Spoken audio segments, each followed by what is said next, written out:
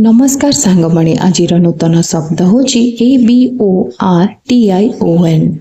आपको आम उच्चारण करवा एबॉर्शन। एबॉर्शन एबॉर्शन अर्थ होची जे कौनसी गर्भवती महिला तांको गर्भ को समय पूर्व बंद करदेवा प्रक्रिया को कहा जाए एबॉर्शन।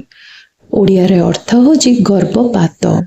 उदाहरण स्वरूप बुझिबा she decided not to have an abortion माने से गर्भपात न करबा को निष्पत्ति नेले। सी र अर्थ होची से, डिसाइडेड र अर्थ होची निष्पत्ति, एबॉर्शन र अर्थ होची गर्भपात।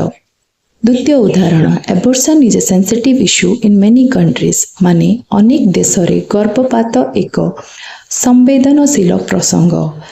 एबॉर्शन रो अर्थ होची गर्भपात, सेंसिटिव रो अर्थ होची संवेदनशील, इश्यू रो अर्थ होची प्रसंग, मेनी रो अर्थ होची अनेक, कंट्रीज रो अर्थ होची देश रे।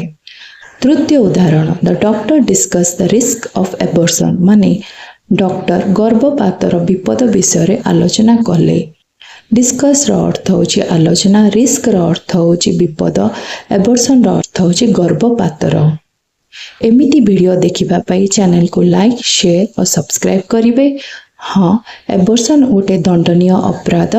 एडा कौनसी कारण रो भी करिबा उचित नुहे। रहिले नमस्कार। जय जगन्नाथ।